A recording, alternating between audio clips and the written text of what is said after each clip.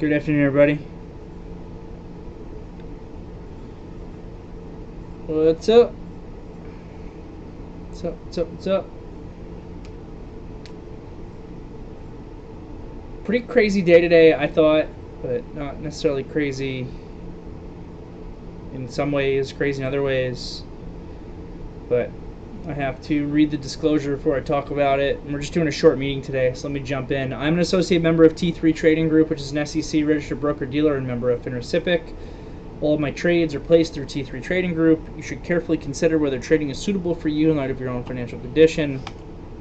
I got back into pins today and kept some overnight. I got back into Unity today. I kept some overnight.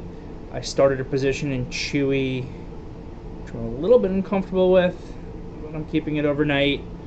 Kind of against my normal rules there, but I'm banking on the extension, but I'm worried about the market. So yeah, we can look at all that. We can look at the market too. Again, just a quick afternoon meeting today. No Q&A. I like to just jump in and stay updated with everybody. But really on Wednesdays, we've been primarily tuning over to that Conversations with a Pro Trader that Greta does through LinkedIn. And today's guest is JR Romero. JR is pretty solid trader. I think primarily shorter term day trader. Pretty good guy. I speak to him on the phone every once in a while. So yeah, that starts at 4:30. So we got a few minutes here to do kind of a quick meeting and the CPI today. So I thought it was worth talking about. So yeah, CPI today, right?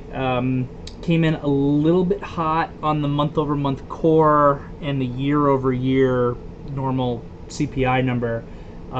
More or less the number was in line, but slightly hot. So the initial pre-market move initially was a downtick off that, which is kind of what I would have expected. I thought that the market, again, we were already pricing in that inflation was going to increase. So I mentioned that in yesterday's afternoon meeting. It's not necessarily the news that affects the market. It's the news versus expectations. So the fact that inflation ticked up a little bit is obviously not a good thing, but that's what the market was expecting.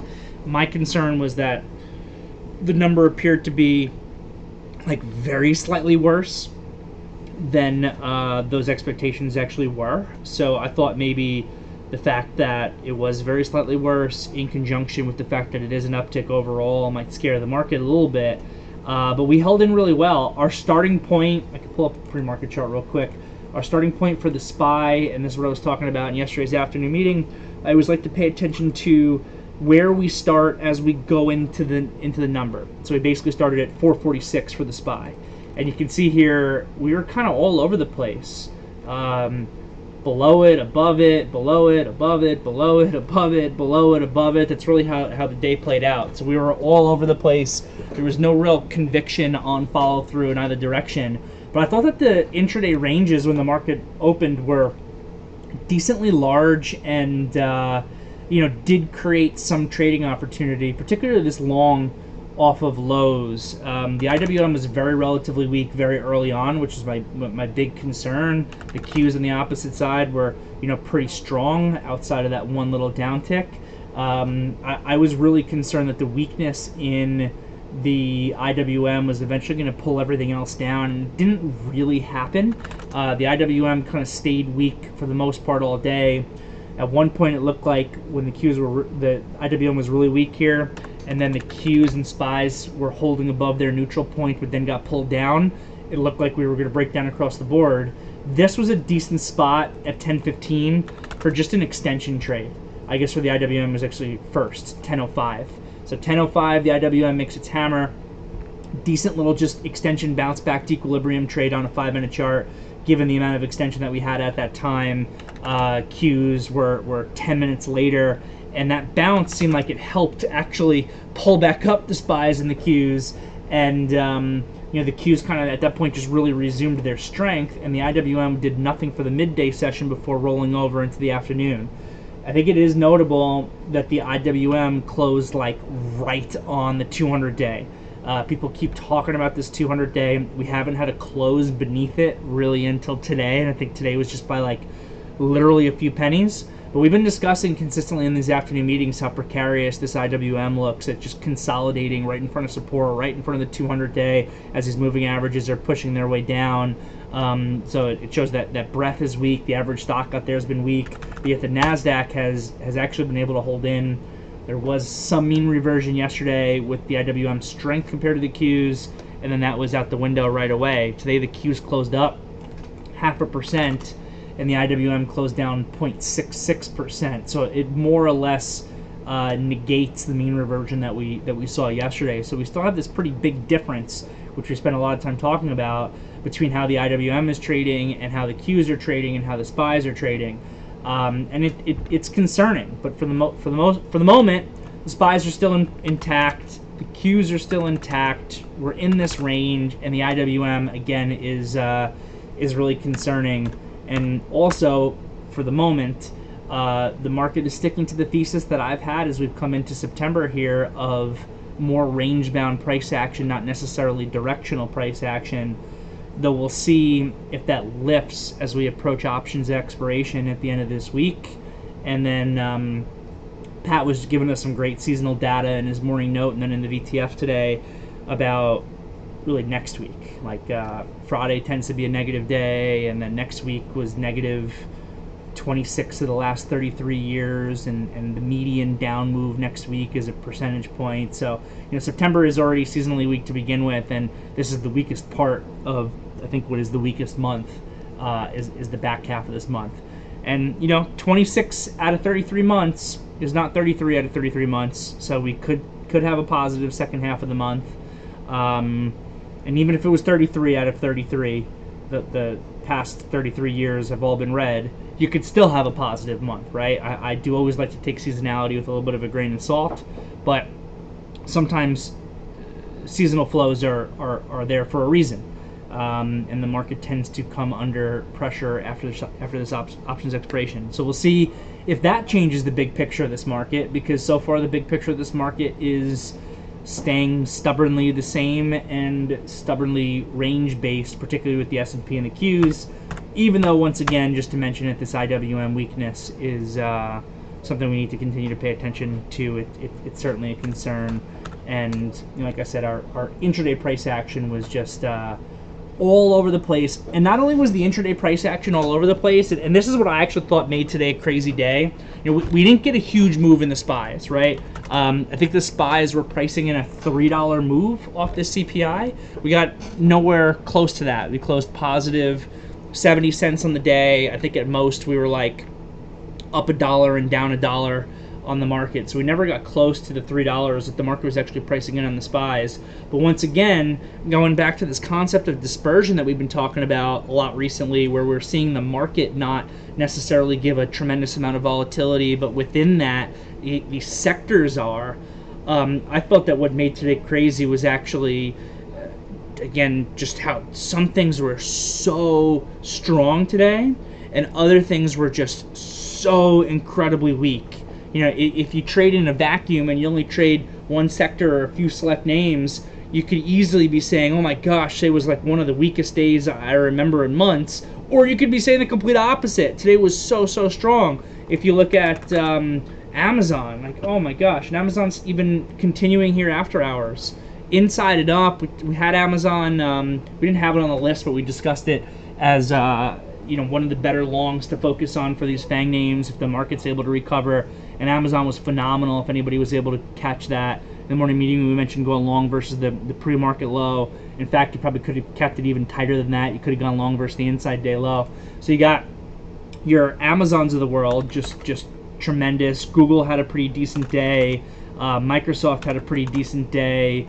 Meta was tighter, I guess, with an inside day. Apple was on the opposite side, and probably an exception for big cap tech, where it was really weak, which I was actually surprised about that. I was surprised that Apple was as weak as it was. I thought that there was a lot of good news out there for Apple this morning that was actually going to help bring it up, particularly China refuting that they are, not limiting people from using iPhones, which, like I said, in theory, if the market wants to believe what the Chinese government is saying, the stock should be right back to where it was, right? The stock was trading at $188, $189 before that event hit.